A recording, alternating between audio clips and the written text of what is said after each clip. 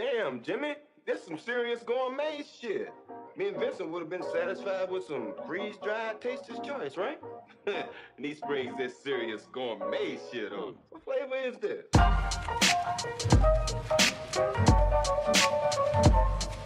All right, welcome, ladies and gentlemen, to episode 21, I believe, of Tomorrow's Fights podcast. Normally, we'd be covering UFC 233 tonight, but that has been canceled. So, well, I shouldn't say canceled, I should say postponed. Those fights will be moved, and I think they're going to add a pay-per-view later in the year. So, instead of just doing nothing until UFC 234, we figured that we'd cover the first ESPN card, which is happening this Saturday, UFC Fight Night on ESPN Plus 1, or if you want to be specific, and you are keeping chronological order here, UFC Fight Night 143. Isn't that funny? There's been 143 fight nights. Yeah, I wish they would just stick with something on the nomenclature, because I was looking this up earlier and I was trying Ultimate Fighting Championship Fight Night Dillashaw versus Cejudo, and then I was looking, then it comes up with UFC Fight Night 143, and then they call it UFC Fight Night Brooklyn. Well, yeah, but here's even worse, right? Because you have ESPN Plus, and then you're going to have cards that are only on ESPN. So you're going to have UFC Fight Night on ESPN Plus 1, but then there's going to be another fight night that's going to be called UFC Fight Night on ESPN 1. And I think that's actually the Velasquez-Ngannou card. Moral of the story, it's all sorts of fucked up. Yeah, making it very easy for us diehard fight fans to find what we need. That's right. All right, and then kick it off with trying to find it on the UFC website, and you'll just pull your hair out and go to watching hockey or some shit. Yeah, dude, they installed the new Flash player, man. You don't like the new website? Oh my god, it's even worse on the phone. I was sitting down today trying to look up some stuff, and I just had my phone with me, and I was like, you accidentally click on something, and it pulls up just the fighter's info and not the fight info. Oh, it was terrible. Yeah, it's bad. Looks pretty but unusable, right? Yeah, pretty but unusable. All right, without further ado, we need to do some quick introductions. All right, I'm your host, as always, Matthew Catalano. I'm a purple belt in Brazilian Jiu-Jitsu, and with me, as always, Matt Branscombe. Welcome to the program. Hey, guys. Also a purple belt in Brazilian Jiu-Jitsu, and, you know, we keep saying the 20 years of wrestling experience thing, but we've been doing this show for 2 years, so maybe we gotta bump that number up, I'm thinking. Yeah, let's see. I started wrestling. Well, the first time I ever started wrestling was in the 3rd grade, so that would have been. How old are you in 3rd grade? Like 9, 10? Yeah. Dude, I think. Wait, if you were 10 in 3rd grade, we could say 30 years. Yeah, we're between 25 and 30. 25 good hard years, and then 5 years of just playing around with it. So we could say, yeah, 25 years is good. Let's just stick with 25. All right, we'll bump it up to 30 later. Okay, so we're here to talk about the Dillashaw Cejudo card. So a quick thing, how to watch this card, since this is the first one where UFC is moving over from Fox to ESPN. The early prelims, so those are the ones that are going to start at like 6:30. Those will be on ESPN Plus, the streaming service. Then the cable prelims at 8 o'clock will be on ESPN Cable. Then you move back to ESPN Plus for the main card at 10 p.m. It's real weird. Yeah. Okay, so that's how you're going to watch this. Well, we haven't talked about any fights for a while. I mean, there's been a little bit of a scarcity in MMA, so I'm excited to get something to look forward to this weekend. What do you think, and how do you feel about this card? You know, I mean, it's a 6-fight main card, and of those 6 fights on the main card, I want to watch 5 of them really bad, you know? Excited to see those 5 fights. Not too excited about the co-main event, but other than that, up and down, I'd like to see all of these fights here. Yeah. Preliminary card, early prelims, you know, preliminary card, it is headed by, Alexander Hernandez versus Donald Cerrone. But other than that, you know, nothing in there I'm super excited about. Early prelims, there's a Dennis Bermudez fight, and a Belal Muhammad, but not really fighting, you know, marquee names. So yeah, we don't have to go through all the prelims. They're pretty, I'll be honest, they're pretty bad.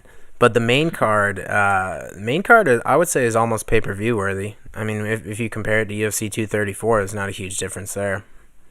Yeah, I mean, I'm sure other people are excited to see that heavyweight co-main event. But up and down inside that main card there, we've got three, four possible main eventers. Yeah, I'm excited to see all those fights. A little less excited for the opener, but we'll talk about that. Okay, is there anything you want to cover on the prelims? The only thing I really want to talk about is Cerrone Hernandez at lightweight. Yeah, and we talked about that earlier. That's a good fight for both of them. Yeah, I can't help but to think that Cerrone is going to be just a perfect stepping stone for Hernandez here. I just see him getting blown apart. Hernandez he comes from a wrestling background. He's not, he has looked good on his feet. He's one of those guys that takes the center of the ring. I went back and watched the OAM fight, and he, took the center of the ring, threw a lot of punches. If Cerrone's on his game, this is the kind of guy he can pick apart. He can catch him with very technical striking. And Donald Cerrone's not afraid to fight off of his back, so if he does get taken down, it's no big deal. I'm not saying Cerrone's going to win this one. If I had to put money on it, I guess I would like to see the odds. So the odds are Alexander Hernandez is minus 200, and Cerrone is coming back at plus 160. All right, so Hernandez is a moderate favorite. So maybe with being able to get a little more money out of it, I might bet on Donald Cerrone.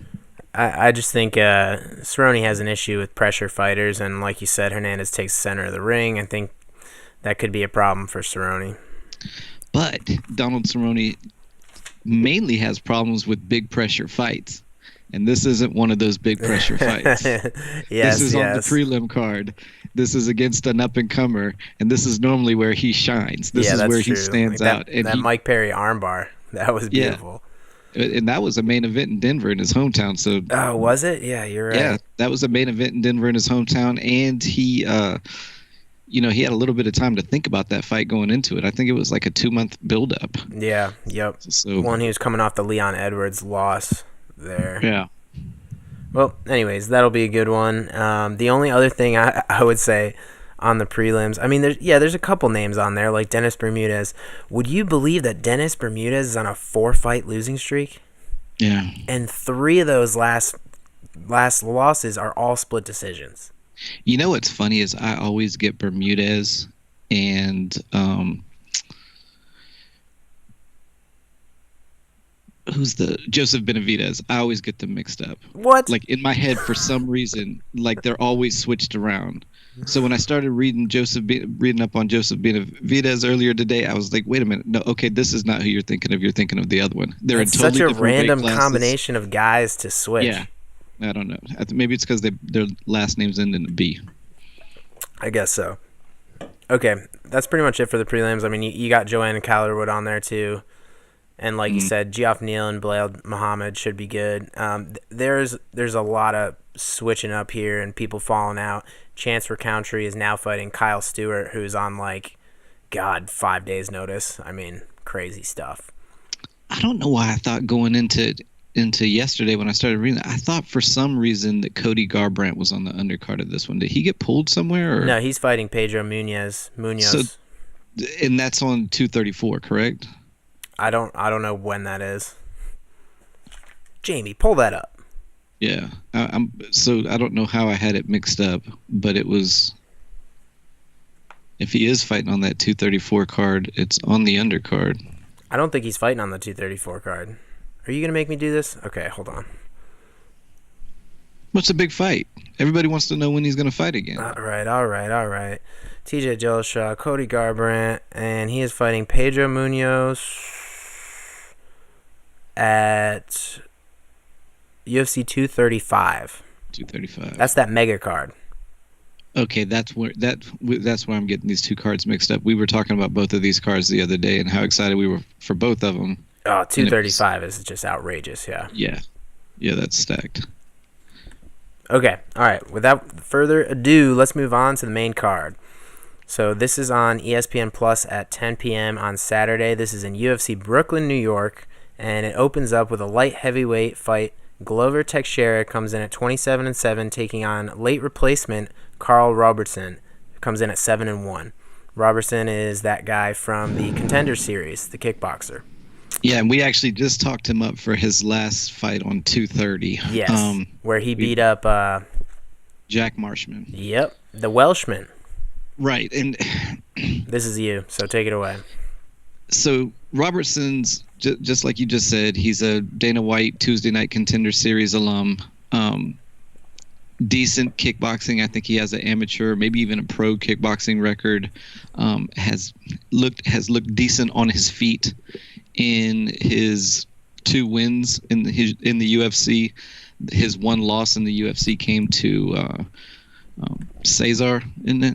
Yes. Isn't that who he lost to? Yeah, he lost to Mutante. Am I correct? Yeah, I think he got choked out, right? Yeah, and he got mauled on the ground. He basically got taken down and never got out of that hole. Right, he was smushed in half guard, and then I think he passed to an arm triangle or something. I can't remember. So what I'm thinking with this fight, Glover we know is basically boxer wrestler. I don't know that I've seen enough of Robertson's stand-up to think that he's good enough to stand with Glover, and I think if Glover wants to, he can take this to the mat anytime he wants. The wild card in this is that Glover Teixeira has had 2 bad knockout losses in his last 4 fights, I think, or 2 in his last 5. He got knocked out by Anthony Johnson, and then a few fights later got knocked out by Gus really badly, and he's come back and won 1 since then. But is his chin still there?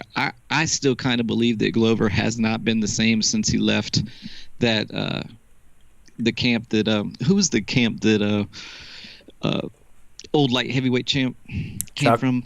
Chuck Liddell's camp. He came from the pit. Yep. When he first got to America, he came over. He was with Ackerman. He was Chuck Liddell's main sparring partner. Right, and then he left there and ended up moving to Connecticut, where basically he runs his own camp now. Yeah, he lives in Connecticut, which is so random. And since he's gotten there, he just hasn't been the same. He hasn't looked the same, hasn't looked like he had the drive, and it might be just he's had a long career now. Maybe he's just getting to the end of it. So that's the wild card for me. I think Glover, at this point in his life and career, I still think he's the better of the 2 fighters.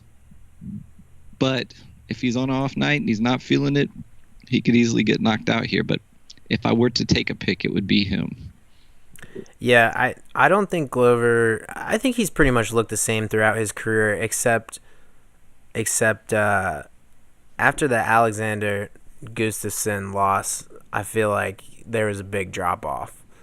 And I mean, yeah, the dude has been through wars. I mean, he's had over 30 fights. He's 39 years old. I mean, I think he's just slowing down. He's almost 40 years old. Like, what are you gonna do? Yeah, he's got a lot of miles on that body, and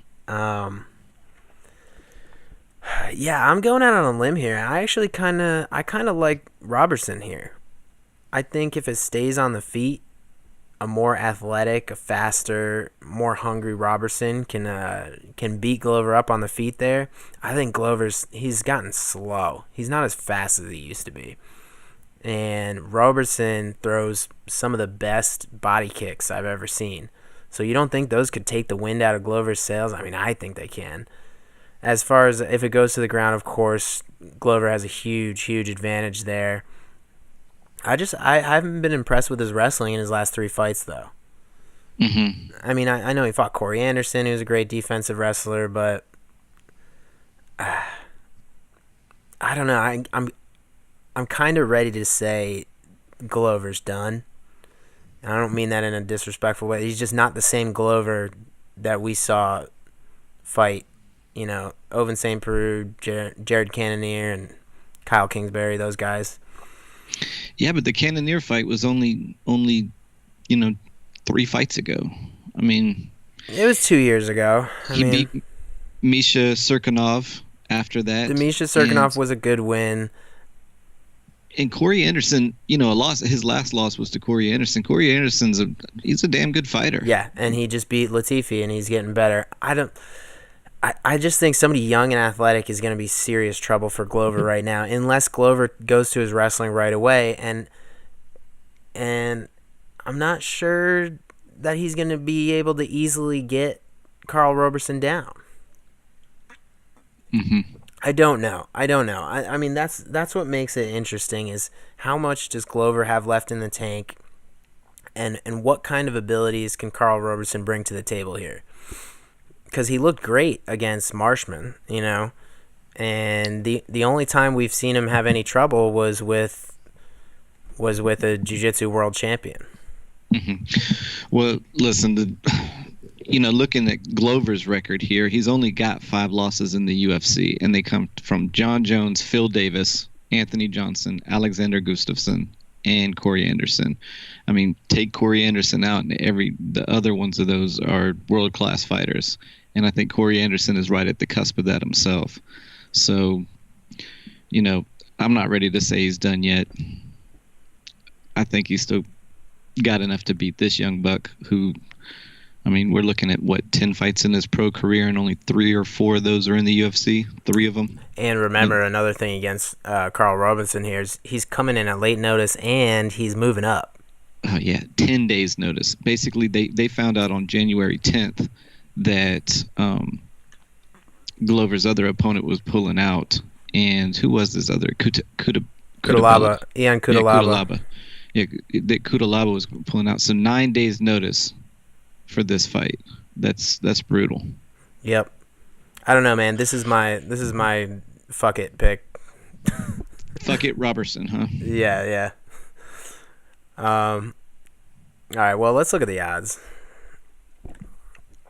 Okay. I would think Glover is at least negative 200, maybe 250 to 300. Think again. Glover is minus 130, and Carl Robinson is coming back at plus 100. If I was Glover, I'd want to smack the shit out of an odds maker. You've got basically an untested young middleweight prospect coming in on 9 days notice. Man, so you're not the only person that thinks he's washed up. I really haven't liked anything I've seen from him in the last 4 or 5 fights. I think he just looked like zombie mode Glover to me. Even in his TKO of Misha Cirkunov, it was more of Cirkunov just gassing out and putting himself in a terrible position. He gassed out in 3 minutes and 15 seconds or 2 minutes and 15 seconds. Dude, it looked like he spent everything. He was just on the bottom and wasn't moving. Yeah. I don't know. Like I said, I need to go back and watch that fight because I don't remember it at all. It's a weird fight. This is a weird fight, especially with the 10 days notice thing. And you got somebody who's almost 40 in Glover with a wealth of experience, and then you got this new, to use a Joe Rogan term, explosive kickboxer. I don't know. It's a fun fight. The thing about it is I haven't seen him be that explosive. The last fight that he was in, that should have been custom. That was a custom-made fight for him to show off all of his assets against Jack Marshman. Basically, just a brawling walk-in boxer. And it was a ho-hum performance. Yeah, but he won every round. But it was flat. Right, but it's one of those things where knock that dude out. Yeah, but if you're already winning, you don't have to do more, Oh, that's some old man shit right there. That's exactly how I feel. All right. Let's move on. Moving on to the female flyweights, we have Paige Vanzant coming in at 7-4, taking on Rachel Ostovich, who is 4-4. So this is at 125. Paige Vanzant is returning after a year away from combat due to a broken arm that she suffered in the Jessica Rose Clark fight. So, all right, this is me. Yeah, Paige Vanzant, man, tough to make anything of her as it is right now. it seems like the UFC is kind of confused too of whether she's a prospect or what to do with her. At this point, her best attribute, I think, is her just pure aggression. She's an athlete. She's very well conditioned. She's going to have a conditioning edge over Rachel Ostovich, who's coming off The Ultimate Fighter season 26, I think. The problem with Paige, in the beginning, it seemed like she was trying to be a wrestler or just a dominant grappler and overwhelm her opponents like that.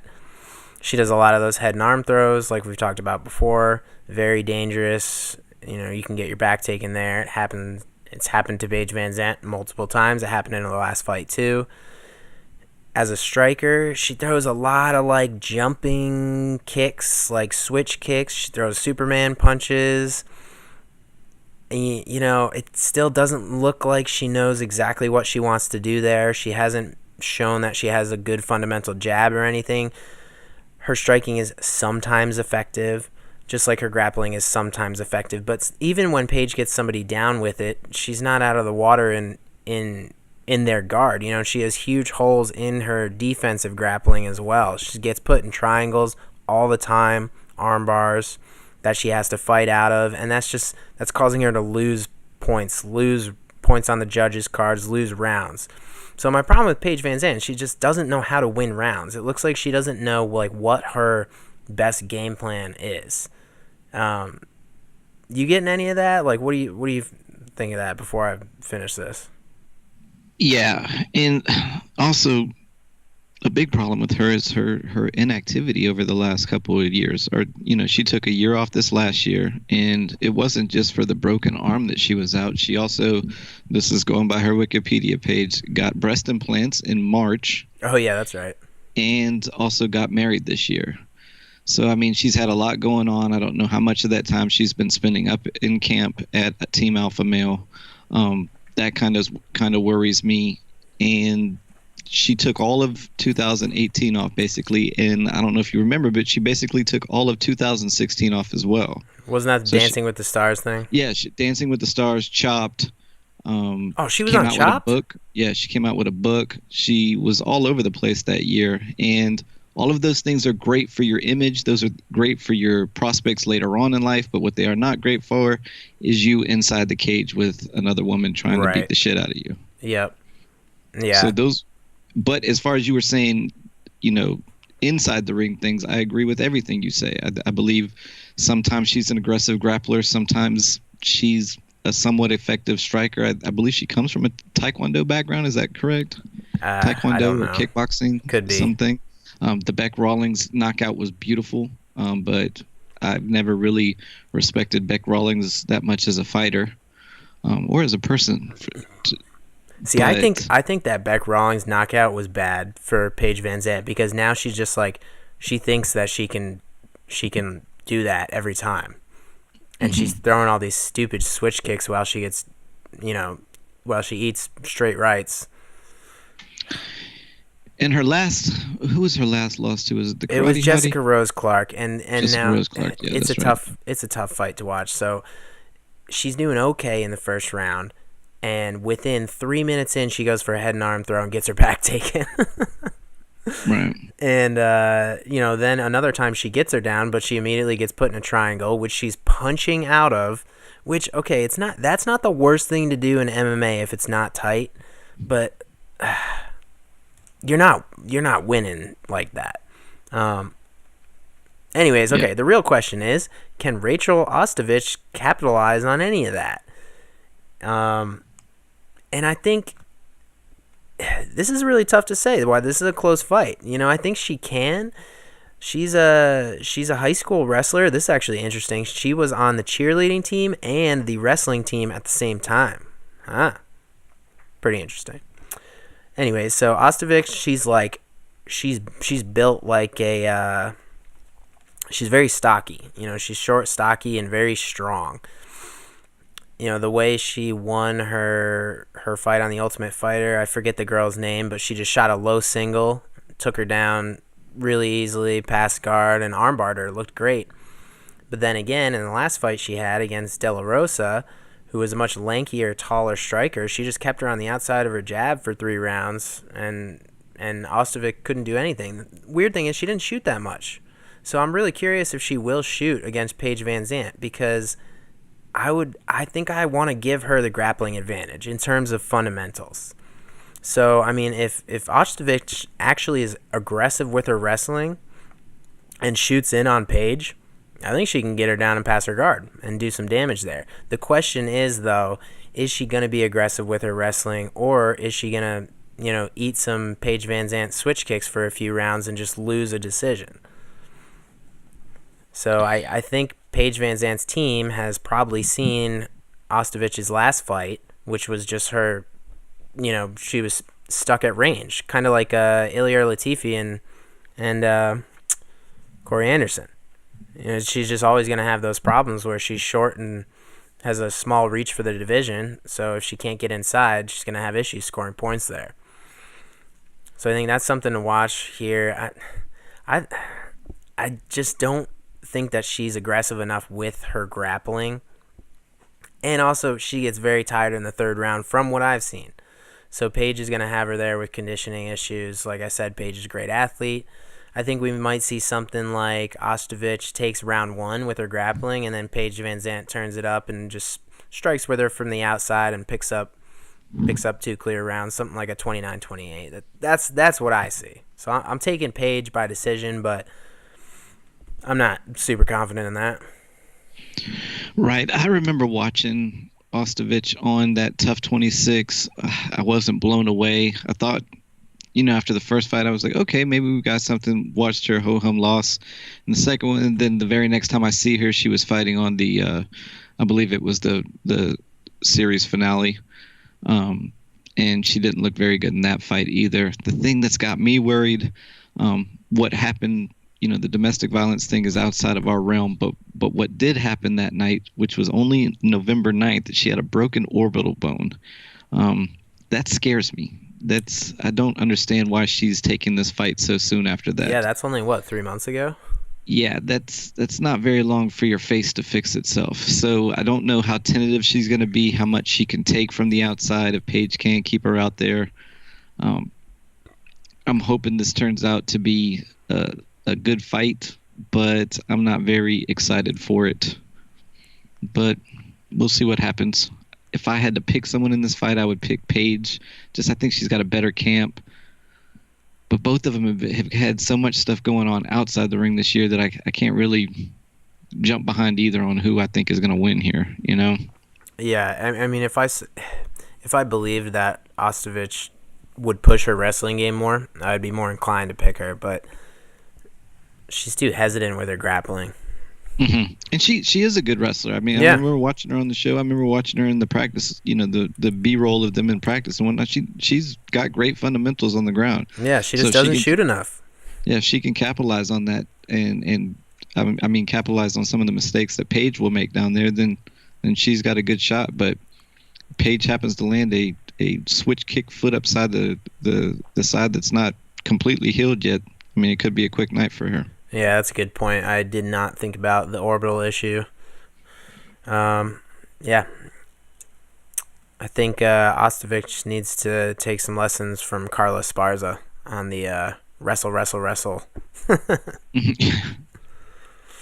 Okay, so Paige VanZant comes in at -160, and Ostovic comes back at +130.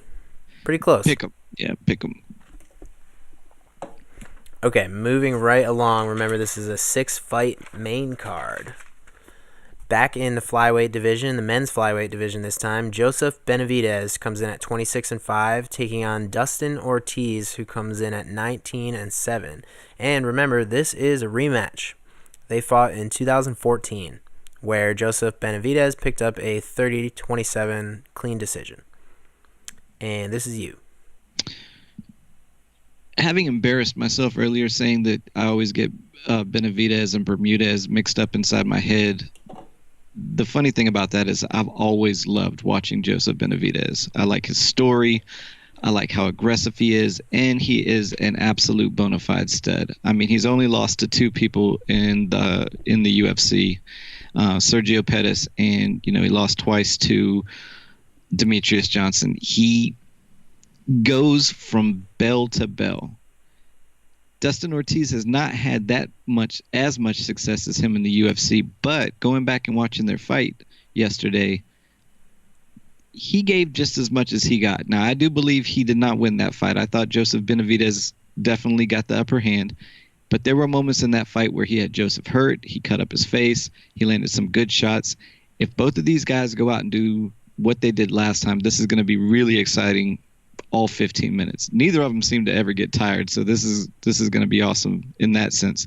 The question for me is, Benavidez is starting to slow down a little bit in his career. I mean, he's been fighting now since 2006.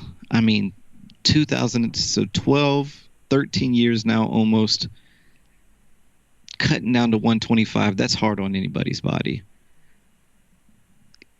Dustin Ortiz also has been, he's been in the UFC since like 2013, so he's been around the block too, but I think that he might have a little bit less wear and tear on his body, and if these guys are going out throwing like they were last time, maybe he gets to wear Benavidez down, takes the second and third round and wins this one. Otherwise, if he gets behind on the scorecards too much, I don't see him having the tools to beat Joseph Benavidez. If I had to pick this one, I'm going for Joseph Benavidez. He seems to have more of a total package than Dustin Ortiz, and I still think he pulls this one out. Yeah, I mean, you said pretty much everything that I was going to say. But especially, like, this fight to me is just... We know that Benavidez had a clear speed advantage last time, if there's anything from that fight that you could take away. And that was almost 5 years ago. So this fight to me has Benavidez slowed down enough for Dustin Ortiz to take advantage of that? And that's what makes it more interesting than it was the first time. I think overall, he's still such a bad matchup for Dustin Ortiz. Take Demetrius Johnson out of the division, and Joseph Benavidez is probably the worst matchup for Dustin Ortiz there is, besides maybe a Henry Cejudo. He's another great wrestler who's just more busy on the feet. Mm-hmm. And that's always been problems for Dustin Ortiz. I also didn't realize that Ortiz was on a sneaky little 3-fight win streak. Yeah. Ortiz is on a 3-fight win streak, and then, before that loss to Sergio Pettis, we had Benavidez on a 6-fight win streak, loses to Sergio Pettis, comes right back, beats Alex Perez. Yeah, that was a great win for him, Alex Perez. And up before that, I mean, if you just take out Demetrius Johnson, I mean, goodness, we're talking about a 10, 12-fight win streak for Benavidez in the UFC. Right, back to the Dominic Cruz fights. Yeah, that's incredible. Yeah, he's done everything right. It's just... I've always rooted for Joseph Benavidez, Jiu-Jitsu all the way. He's like, yeah, you can do this, but can you bowl a 200? He's just a fucking goofball. Yeah. And he's always had, he's got a great front headlock game. Give him the advantage there over Dustin Ortiz if he gets into that sprawling position. Well, Dustin Ortiz has a great guillotine himself. He does. I believe he won a bunch of his first fights. If I go back and look, I remember them saying something about it in the fight. But if you're Joseph Benavidez and you're living in alpha male camp for damn near your entire UFC and WEC career, you're going to be pretty used to getting put in a guillotine, and you're going to be able to get out of it. Well, dude, remember when Benavidez submitted that? Was it who was that WEC? He was a world champion jiu-jitsu guy, and he guillotined him. Who the fuck was that? Wagner Fabiano or some shit? You remember that? Yes. Yes. Who is that? I got to look that up. Hold on. That is it. Yeah. Wagner Fabiano. Yeah, that's it. Yeah, he submitted him with a guillotine. Remember that? Right. Oh, or even before that, remember when Miguel Torres was reigning as the WEC champion? He was 37-1, and then he got knocked out by Brian Bowles. Mm-hmm. Well, then he comes back, and everyone's like, oh, he's going to figure it out. So they put him against Joseph Benavidez. Boom, guillotine, round 2. And it was like his first back-to-back losses. Right, and it might have been. Did Miguel lose his first fight and then go on a discuss? No, it was somewhere in the middle. He was 20-0 and then lost one, and then went on another 12-fight win streak or 17-fight win streak. Right, so, right. Yeah, God, everybody thought he was unstoppable back in the day, and then I don't know what really happened with him. You know, I thought he won that Demetrius Johnson fight, Miguel Torres. I don't remember it. You don't remember that UFC 130, 2011? No. Yeah, I remember. I know I saw it, but I don't remember much of it. I remember watching that at a Buffalo Wild Wings. Wow. You and a big old plate of jalapeno poppers, just watching it on the big screen. There's nothing wrong with that. Watching it on their fucking green ass projectors. All right, where were we on this? Yeah, I'm taking. Wait, did you say who you're picking? Yeah, Benavidez. Okay, yeah, I'm taking Benavidez too. I just think he's a terrible matchup for Dustin Ortiz, and I think he's got a little bit left in the tank to make it count. But I do definitely think that it's going to be closer than the first one. Mm-hmm. There might be some swing rounds in there. We might get some weird judging, weird decisions. But, yeah, I'd love to see Joseph Benavidez do some good stuff in 2019. It'll be interesting to see where they go with it, because I mean they've been talking about this flyweight division going away. Yeah. So now Benavidez has fought up at bantamweight, so that's a place for him to go. Well, he fought there because there was no flyweight. Yeah. All right. Well, the odds. Let's see. Joseph Benavidez is a minus 235 favorite. Dustin Ortiz comes back at plus 185. Yeah, it's good. I think that's dead on. I think it's a little wide. I think it could be a little tighter than that.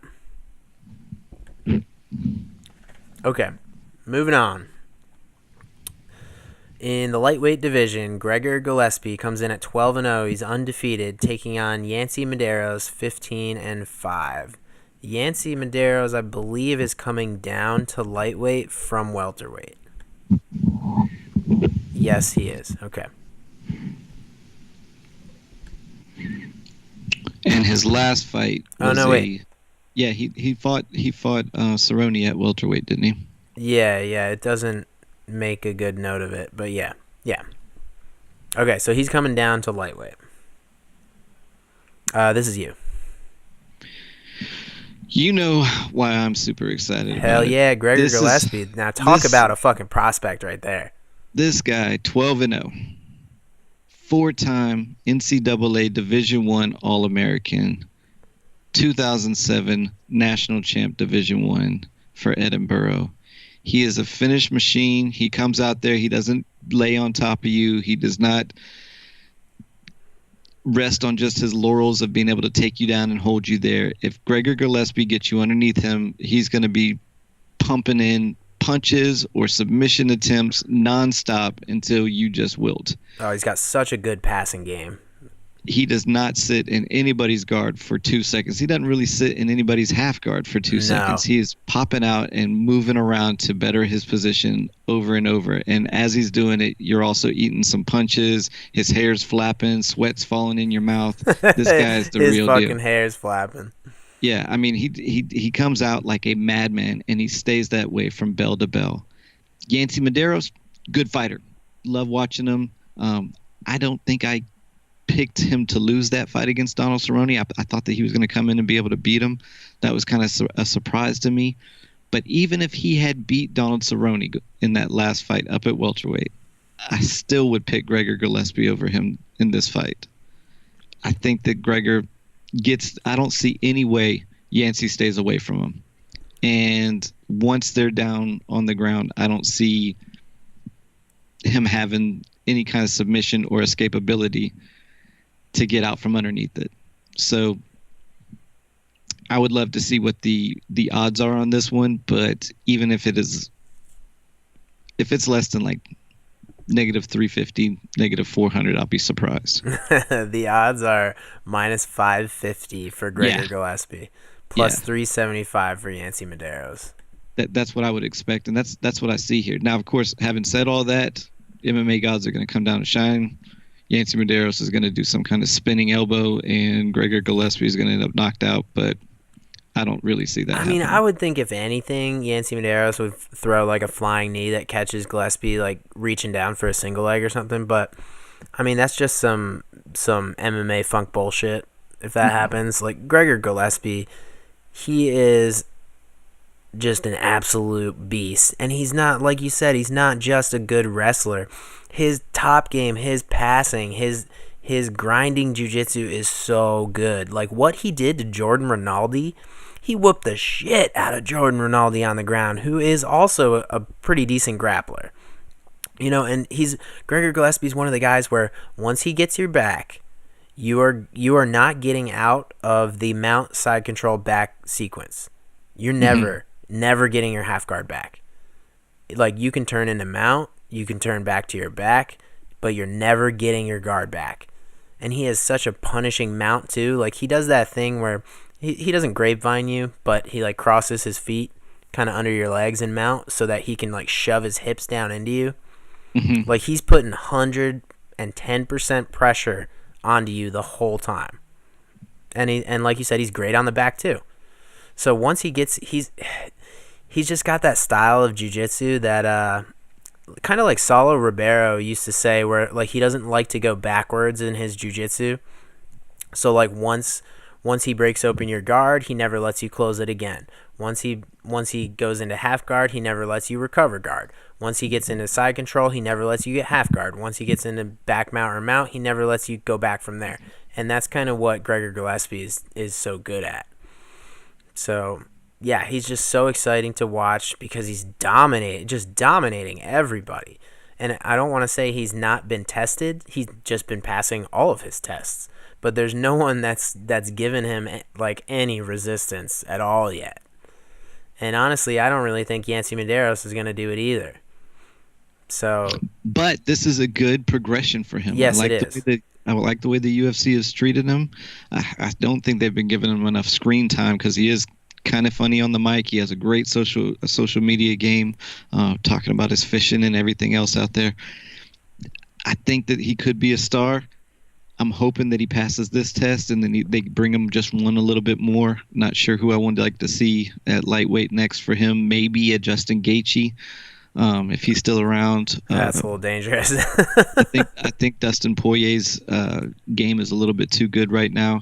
I would like to see those are all like top 5 guys. You got to give him somebody in the top 10 first. Yeah, that's why I said Gaethje. I think that's a good fight for him. Yeah. The other thing about Gillespie is he's not really fighting often enough. He's only fighting twice a year. Yeah, twice a year. I'd like to see him get one more in there. You know, he's like Weidman in that sense that he is as blue chip as they come, and you don't have to go out and fight 4 times a year. You know, if you're getting paid well enough and you can keep from having to do it, it's better work that way than going out there and grinding yourself out. Yeah, no, I agree. I don't know if that's by his choice or the UFC or whatever. But, yep, this is a test that I think Gillespie will pass again. And it is damn fun to watch his rise because he is just killing everybody.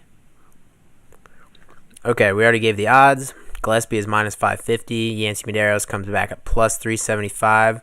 That's in the middle of the card. And then we move on to the co-main event. This takes place at heavyweight. Greg Hardy, the former NFL Pro Bowler, takes on Alan Crowder, who is from Dana White's Tuesday Night Contenders show. And this is me. Okay, so here's the thing. Nobody knows jack shit about Alan Crowder, right? And everybody just knows that Greg Hardy is huge and fucking strong and athletic. Well, this is what I did. Okay, I went back and watched as much tape on Alan Crowder as I could possibly find to see if I could find anything that he does that could threaten Greg Hardy. And there is nothing. Nothing. He is a semi-athletic, medium-sized, slow heavyweight with poor wrestling and mediocre striking. You know, there's just nothing that he's got that I think could kind of throw Greg Hardy off a little bit on his, you know, I don't even know what you want to call this like, it's almost like he's on this little regional circuit tour right now. You know, he's building up. He's only 3-0. But, yeah, there's just nothing that Alan Crowder does that's going to threaten Greg Hardy. Now, the fight for Greg Hardy that people may not have seen is his last one, because that's his only one that wasn't on the Contender Show, and that was on some regional circuit which was streamed on Fight Pass. So I went back and watched that one too, which is actually a little bit more interesting than his other wins. So the guy that Greg Hardy beat in his last fight, like a Ray Cooper or something, the dude comes out, he's of similar size, throws a lot of jabs. He's busy right away, which is good because you gotta threaten with Greg Hardy like right away. You can't. Greg Hardy is not gonna play the you know, feeling out game. And so this guy throws a ton of jabs, ton of kicks, ton of body kicks. Greg Hardy comes in and throws like one of the most thunderous body shots I've ever seen. Like, just imagine Greg Hardy like putting his whole entire body into a body shot, and this dude immediately shoots a takedown right after. Like, he doesn't want none of that. And so that's why this is interesting, because somebody actually tries to wrestle Greg Hardy. Hardy sprawls on him. You know, he doesn't quite get underhooks right away, but he sprawls well enough and just moves to his back like real fast, like Brock Lesnar fast, where he's just like so athletic for how big he is. He's very agile. And then he kind of gets him in like a half Kimura grip, and he just hammer fists him until the guy dies. He's just out, just completely out. So that's what that whole fight was. So, I mean, it was interesting to see Greg Hardy move around on the ground a little bit. But, yeah, Alan Crowder, he doesn't do anything that could threaten Greg Hardy. He doesn't wrestle well enough to dump him into a single leg. He just, outside of catching a weird little leg kick, there's really nothing or head kick rather. There's really nothing that makes me think Greg Hardy won't win this fight in 2 minutes. Yeah, I went back and watched both of Alan Crowder's fights on the Contender Series. I watched his UFC debut loss where he got knocked out. I saw the exact same things you saw. I watched that first fight that he had on the Contender Series. I'm getting a little echo, bud. Oh, how about now? Yeah. Better or worse? Yeah, something's changed, but I'm not hearing the echo anymore. Anyway, I watched Crowder's first fight on the Contender Series, and the wrestling exchanges in there were absolutely horrible. If he gives up his back to Greg Hardy like that, he's going to get knocked unconscious. If he stays on his feet too long, I believe he's going to get knocked unconscious. Greg Hardy, he's 3-0 as a professional, but he's also had 3 amateur fights, so that gives us 6 pieces of data there, and all 6 pieces of those data say that he can knock you out in the first round, because that's what he's done every single time. I think this is kind of a showcase fight. I think Alan Crowder might have been brought up just to do just that, and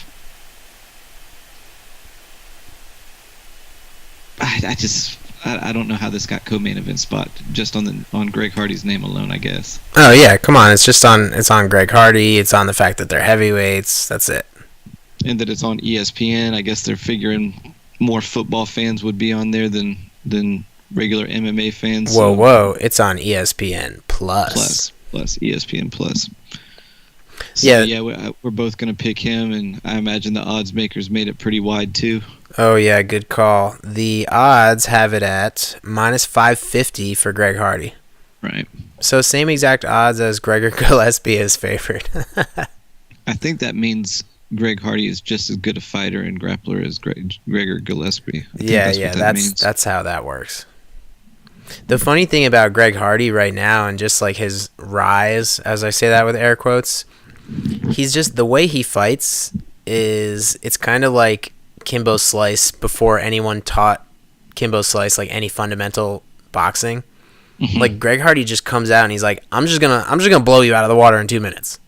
You know, he just like comes right at you. There is no Greg Hardy fights like he believes that there is only 3 minutes in the entire fight.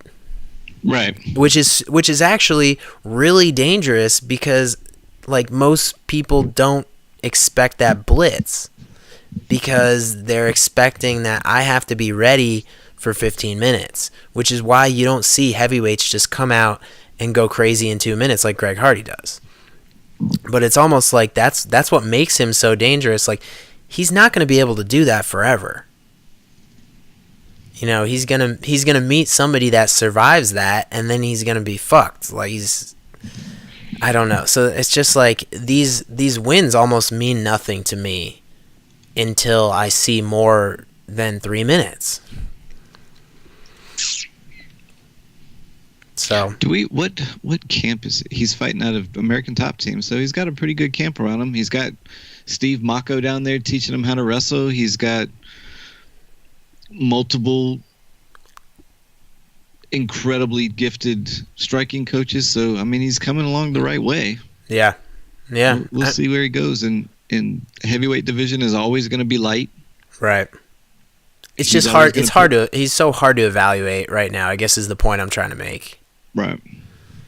Yeah. Okay. So Greg Hardy is probably gonna smash Alan Crowder to pieces inside of 2 minutes, and he is a minus 550 favorite to do so. And that brings us to our main event at men's flyweight. And I think this fight is going to have a lot of relevance on what happens to the flyweight division. Who knows? We can talk about that later. Henry Cejudo, 13-2, is the flyweight champion. He takes on TJ Dillashaw, who is 16-3, who is the bantamweight champion. TJ Dillashaw is coming down in weight. He needs to make 125 pounds in order to make this a title fight. He will attempt to become the third concurrent belt holder. Wait, no, it'll be fourth. Yeah, because Conor McGregor, Amanda Nunes, Daniel Cormier. So if TJ Dillashaw wins this fight, he'll be the fourth person to hold two belts at the same time. Mm-hmm. Yeah. Concurrent, yes. Right, concurrent, yes. Okay, and this is you. I cannot. First off, I just don't understand how TJ Dillashaw took this fight if they knew it was going to be on ESPN Plus. Because don't you lose all of your pay-per-view money if you do this? I don't know, but was he going to get a lot of pay-per-view points anyways? Yeah, I don't know. Like a lot of times they have. Champ. He's got a shit ton of fights in the UFC, and people know his name whether they like him or not.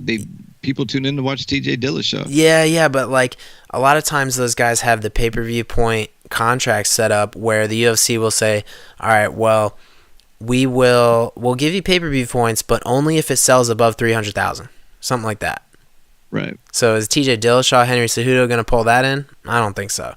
Now, if he was on a co-main event under like John Jones, then of course that's great. But so I don't know. Maybe they offered him something else.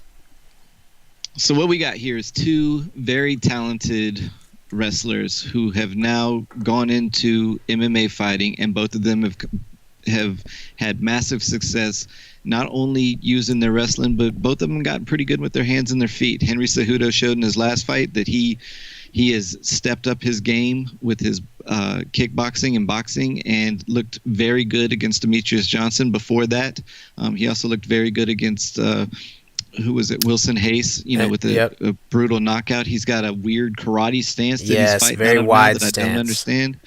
TJ Dillashaw is the king of awkward stance, switch change, bang, Muay Thai, changing all over the ring. So I believe this is going to be a very interesting stand-up fight. I think their wrestling is kind of cancels each other's out, even though Cejudo, admittedly being an Olympic gold medalist, I would think does have the advantage there.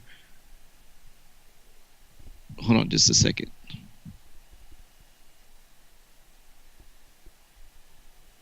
Sorry about that. You're going to have to cut that out. I apologize. Someone was banging on my door. No worries. I do believe Henry Cejudo, like I was saying, does have the wrestling advantage, but this is in an MMA ring. I don't think he's going to be able to exploit that as much as if they were just out on a wrestling mat going for, 2-point takedowns, 1-point escapes, 5-point throws. They're going to be trying to kick and hit each other at the same time. I don't think Cejudo is going to be able to take him down and hold him down like he was able to do against Mighty Mouse. I think that Dillashaw is smart enough to get back to his and strong enough to get back to his feet in any of those positions. So that leads me to believe we're going to have a kickboxing match here.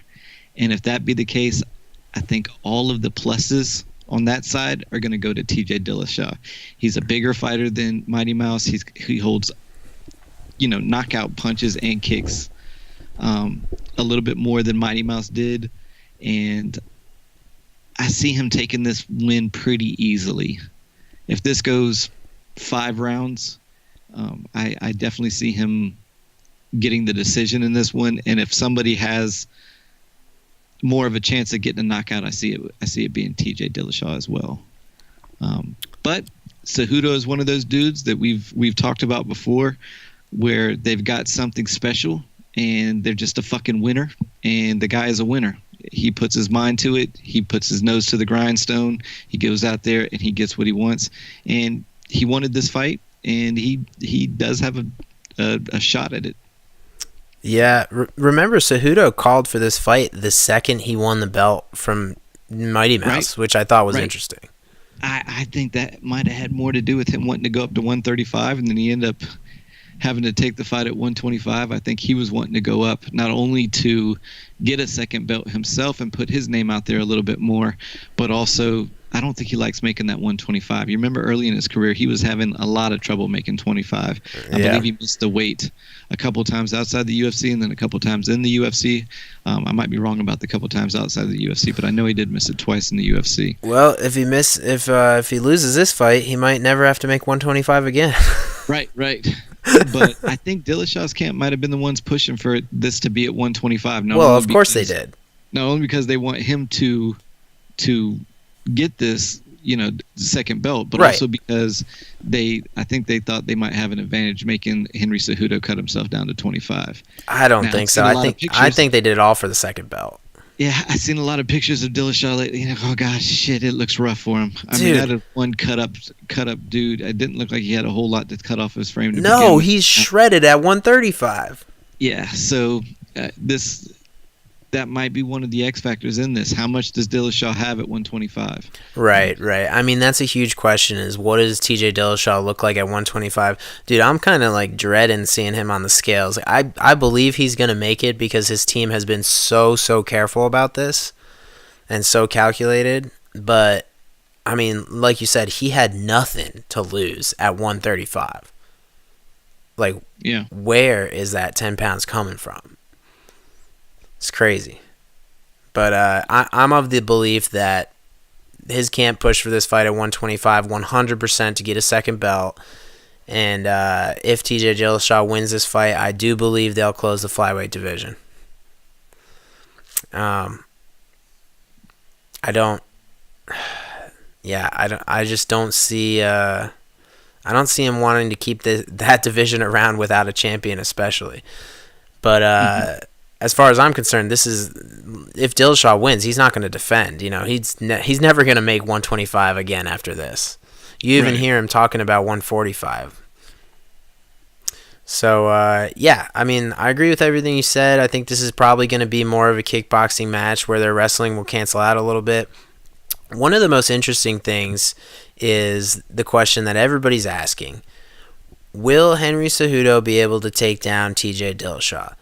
I think he will. I think he'll get him down more than once, but I do not think he will hold him there at all. And that's part of Cejudo's game that he hasn't really mastered. Like his wrestling is some of the best in MMA. I mean that inside trip he does when he's got those overhooks, like he hit that on Mighty Mouse so many times. Well, remember he comes from freestyle wrestling. He wrestled, in high school. Obviously, high school is folk style, but he was also focusing a lot on freestyle there. He skipped college. He did not go and wrestle 4 more years in college with folk style wrestling. Freestyle wrestling, the emphasis is on the takedown. You only have a few seconds to work when the other guy's on bottom, after you take someone down to get to roll and expose their back for points or to get your pin, before they start you back up standing again. Whereas in college wrestling, or high school wrestling, you take somebody down and then you hold them there, and you can stay down there for the rest of the round if you want. If the guy can't get up, he can't get up. Right, and that's why Yoel Romero is such a good takedown artist, but isn't too great at holding people down, right? Right, because it's not what you practice day in and day out in freestyle wrestling. It's taking somebody down. That's where you get someone like, Gillespie, who was a 4-time, NCAA national champ. He's used to taking somebody down and then just holding them there. You're not getting up. I'm working to turn you on your back, but I get all the time in the world. And you actually get incentivized in college wrestling because you have riding time. If you hold the guy down for longer than a minute, then you get an extra point. So, the incentive there is to not let somebody back up quickly. Right. And that's kind of where I'm going with this, is you see that Henry Cejudo doesn't have that instinctively. And you see these guys like Gillespie and other guys. I mean, you could throw Daniel Cormier in there. They've sort of married their pressure jiu-jitsu game with that control. Whereas Henry Cejudo, when he gets people down, to me, it never looks like he is drowning them in the same way. You know what I mean? Exactly what you mean. Yeah, that's I think that comes from just the way he, the type of wrestling he did.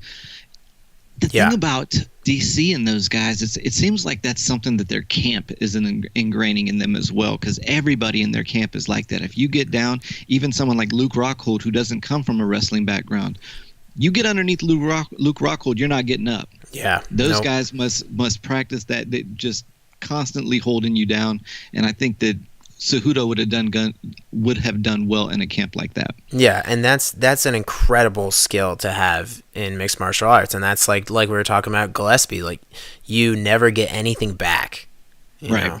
So the problem is, like, where I'm going with this is Cejudo doesn't have that, so he's not going to hold Dillashaw down like that. I mean, the last time we saw Dillashaw got taken down was Dominic Cruz. He hit a couple like knee taps and trips on him, but of course those were like 5-second takedowns. And I think you're going to see that again. I think Cejudo can hit a couple of those, but I think they're going to be like almost just mat returns. They're going to be like 3 or 4 second takedowns. I'm not even sure if like Fight Metric is going to credit those, Mm-hmm.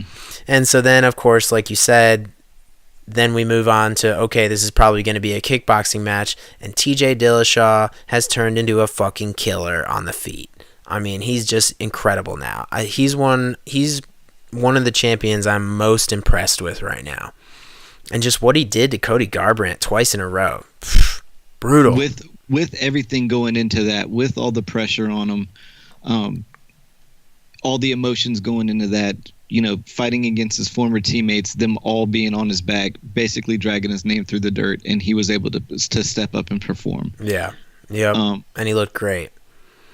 He has that Dwayne Bang method of, he's not even like a wrestle boxer anymore, because he ends his combinations with these just crazy high kicks, and then, like you said, always stance switching, always off to an angle, comes in at one angle, moves out at a different one. He's so hard to hit, and his combinations seem to be coming from everywhere. He's got a little bit of an issue with his hands keeping him low, and we saw them get clipped by Garbrandt, but I don't see Henry Cejudo having the same amount of success. He's got that herky-jerky sideways karate stance. I think if Dillashaw wants to, he can probably land a fuck ton of leg kicks. That's not usually his game, but that's something that Cejudo is very open to. And snatch a single if he wants to. With yes. One reason Henry Cejudo is able to get away with that karate stance, that sideways stance, is because he's not really hadn't been worried about any of his last opponents being able to just reach down and grab a leg and wrestle him with it. Right. And he's going to have to worry about that with Dillashaw, as well as putting a little weight on that front leg. Dillashaw, they drill it all the time. He will start kicking that calf. He will start kicking the backside of that knee. It could be a long night for him if he decides to stay in that stance the whole time. Absolutely. I don't really think TJ is even going to try and wrestle unless it's right there in front of him. I think he's just going to. But it's good if he's smart. It's good to always keep that option open, and it's also good to make him think you will get a takedown early in the fight. Now he's got to worry about a takedown. And if you're Henry Cejudo, you damn sure don't want to be giving up takedowns in an MMA fight. Nope. You don't want the wrestling world to see that. So if you get taken down once, now you got to worry about the guy taking you down. So if he level changes, you're not expecting the kick that's coming. Opens up his striking game a lot more. Yeah, totally agree. All right, let's go to the odds. We were both picking TJ Dillashaw, and he is a minus 205 favorite. Henry Cejudo comes back at plus 165. I think that's fair. I mean, you don't get to be an Olympic gold medalist and a UFC champion if you're not good enough to keep the odds close. I think it could be a little wider than that, to be honest. Yeah. I mean, minus 200 on TJ Dillashaw. That's not a bad bet. No, I have still not gone back and watched that Benavidez fight. I don't remember it at all. Wait, which one? I don't know how I missed it. Henry Cejudo versus Benavidez. Oh, it was a draw. It should have been a draw. Yeah. But when you had to tell me last time that he lost to him, I didn't even remember that. I thought he'd only lost to Mighty Mouse. He lost to Benavidez right after the Mighty Mouse fight, but he looked so much better. Right. Like from the Mighty Mouse fight to that Benavidez fight, he did something where his striking actually he turned into an effective striker. So, I mean, the good thing about Cejudo is he's making strides. I just think TJ Dillashaw is one of the best in the world right now. Mm-hmm. I mean, behind John Jones, he's the best, I think. All right. So, that is it for the main card. Let's get to some listener mail real quick. Craig Allen writes in from Twitter, whose wrestling will shine in the main event? And we kind of just touched on that. I guess I never asked you. Do you think that Cejudo will be able to take him down? I think, yes. Will there be takedowns in the fight? Yes. And if I had to say who would have more notches on that post at the end of the night, I would say it would be Henry Cejudo. But like we went over, I believe not being able to hold him down is going to start limiting how much he wants to expend that energy to take someone down. Even though he does have a big tank, 5 rounds is 5 rounds, and you don't want to take somebody down, expend all that energy for basically nothing. Maybe shooting shots at the end of the round to try to steal 1 or 2 might be an idea for his. But if I were to say anybody's wrestling would shine in this one, I would think they're gonna cancel each other out pretty well. They're not gonna try to wrestle too much. Yeah, no, I agree with that. Lots of circling in the ring. And just like the Mighty Mouse fight before it, Cejudo, like you said, he was trying to ice the round with those takedowns. Yeah. Which is a smart way to do it. I mean, that's brilliant game plan, and it worked. Yep. I mean, it worked according to the judges. Yeah. A very controversial fight. Okay, that is all we got for listener mail. Do you have anything else in terms of rumors that you want to get after? There's been so many fight announcements. We can't cover them all. We talked about Velasquez and Ngannou last time. Yeah, that 135 card coming together like a monster. 235. I'm sorry, 235 card coming together like a monster. As far as rumors, that's not really my forte. Yeah, I mean, there's a million fight announcements, but I don't think I didn't have anything specifically I wanted to cover.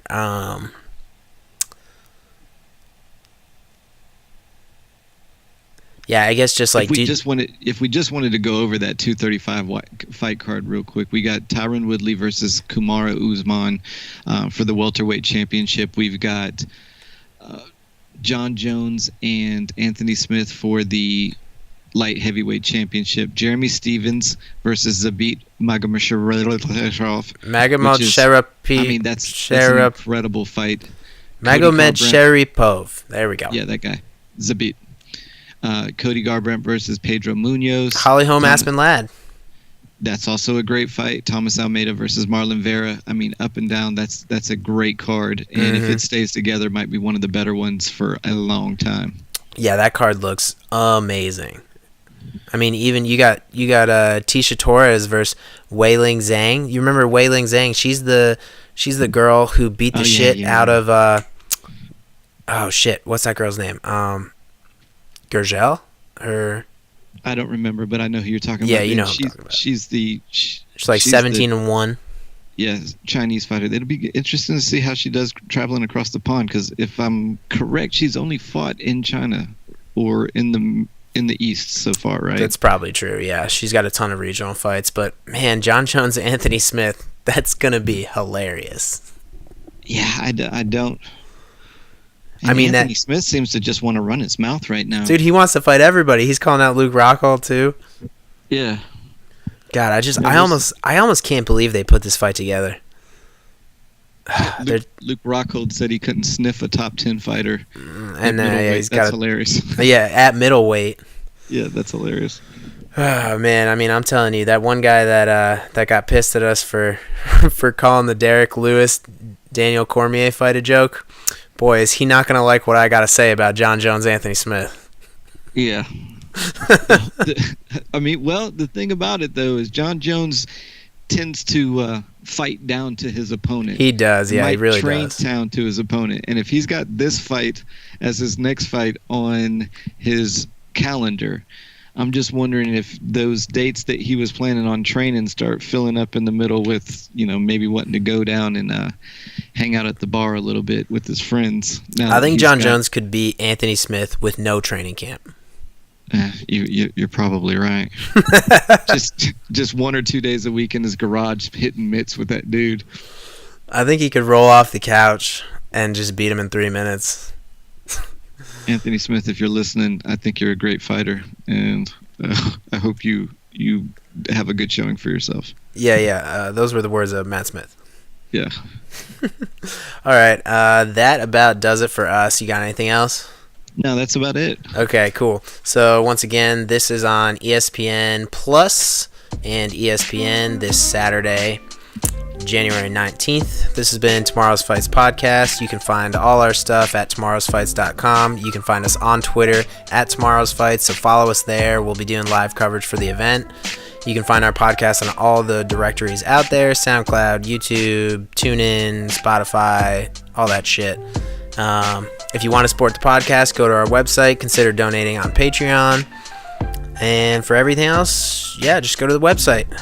Branscombe, where can the listeners find you? You can find me at Cromsdog on Instagram. Coming up, we've got the Atlanta Winter Open where I'll be competing. I've been putting some pictures and videos of us training over the last couple of weeks, and I'll be adding some more as we get closer to the tournament. So check it out. Cool. Good stuff.